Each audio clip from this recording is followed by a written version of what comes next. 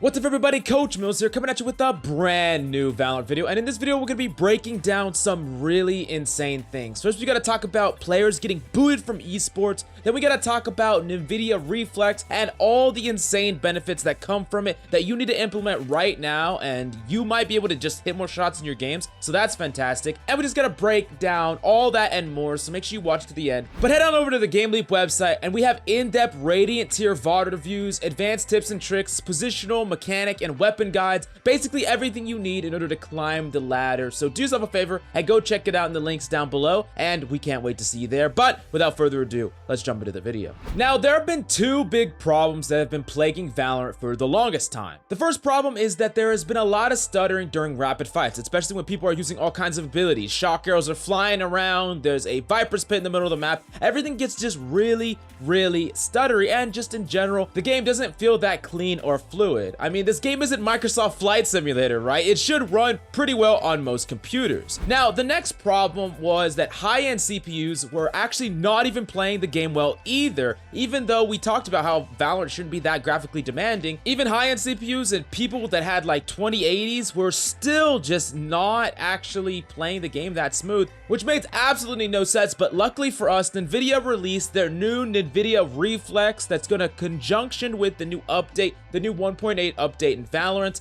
and this is designed to fix both issues immensely. And let's break down exactly what the Riot tech lead has to say about it. So basically, to summarize what he said, he says he implements the Reflex in order to reduce the input latency or lag between your mouse and keyboard inputs and what's happening on the screen, which to us competitive gamers is just like music to our ears. That's fantastic. And then on top of that, when you install the new driver, it will automatically default to on. Now, unfortunately, this is not going to work with AMD graphics cards. So if you have one of those, you're kind of out of luck right now, and that's just the reality of the situation. But for the 99% of you, this is going to be a fantastic thing to get. So make sure that you update your drivers, and this is going to be automatically on. Now, this is going to give us a boost in performance across the board, and basically everyone should have it on the on section. But you're going to realize that there is an on section, there's an off section, and then there's an on plus boost. Now, if you have a very high-end GPU, like a 2080, you could turn on the on plus boost feature, as it's going to run your GPU at full power, because one of the big problems before is even though we had really powerful graphics cards, they were actually powering down when they really needed more power for the game. And that's why when you had like a really good computer, it was still lagging even though it shouldn't. So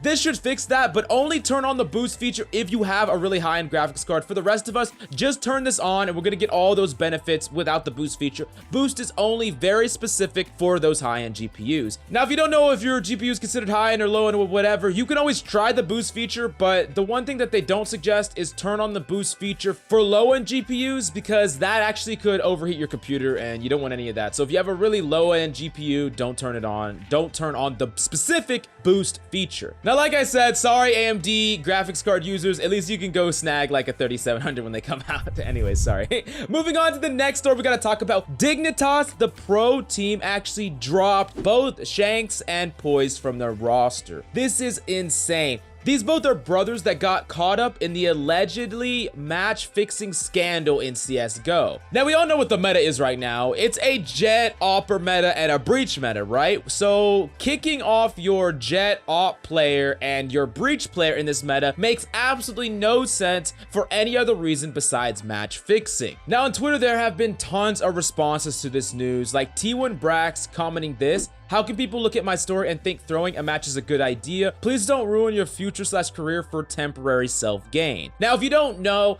Brax, formerly known as Swag, got banned from all Valve tournaments for this exact thing. He was an amazing rising star with tons of potential, but he got caught up in a match-fixing scandal and it ruined his pro career until Valorant, getting permabanned along with Dazed and Steel, who y'all know in the Valorant community. So coming from Brax, this really hits hard. Now, on a lighter note, Immortals Gangster posted this, which I thought was actually hilarious. I mean, come on. Now, that being said, however, there's some questions that come up, like what becomes of FaZe Marv, who allegedly also match fixed, and there are also allegedly like 5+ other people people that could completely get destroyed career-wise if this all gets blown open. Now, according to esports reporter Jake Lucky, this actually could happen soon, where he states that this is like only the start of what's to come. Now, that being said, however, organizations like Dignitas have made a stand here, but does that mean that every single org will follow suit? On top of that, we have other questions like, do you think Riot will ban someone from tournaments based on what they did in CSGO? Or do you think that they generally won't care unless they did it with specifically Valorant? Now, we agree generally, or at least most people agree, that people like Brax, who were banned forever ago in CSGO, should be given a new opportunity in Valorant. People like Baby Bay, who used to actually aimbot forever ago, but then had a completely clean record in pro Overwatch post aimbotting and was like that for many years as a positive member of the community. These people really deserve like a new shot,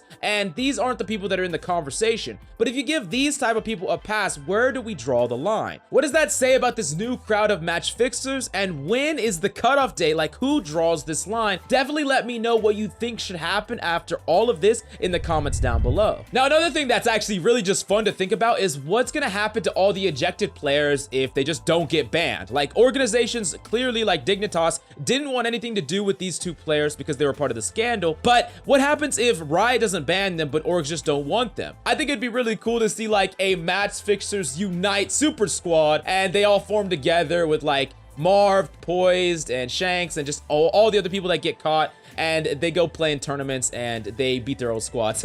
It's just fun to think about that. That would kind of be kind of cool. Anyways, speaking of rosters, everyone is curious about who's going to get signed to 100 Thieves, with Hiko, Nitro, and Steel on the 100 Thieves roster. So everyone knows that this roster has insane potential, but we don't know who is actually going to fill it out. We talked in previous videos how I thought that they needed an absolutely cracked Jet player to really round out their roster, and then of course a 5th member. Now, there have been actual eyewitnesses of Nitro and Steel playing with Dicey in ranked, and screenshots like this of scrims where Dicey's and Asuna are not actually in Immortal Scrim. And allegedly, Hiko and the rest of the squad have already picked their 4th and 5th member. They're just waiting on management to try to finalize it. Now, that is crazy, right? Buying out established good players, maybe even the best players on the roster from an org, is going to cost huge money, but it really seems that 100 Thieves just doesn't care. Money doesn't matter to them. They're just willing to drop like 30K salaries, snatch people up from orgs. I mean, they're willing to drop mad money to get exactly what they want. Now, esports writer Jacob Wolf really has talked about this before, saying that 100 Thieves really view Valorant as a pillar of their esports program moving forward. So it really makes sense why they are going to spare no expense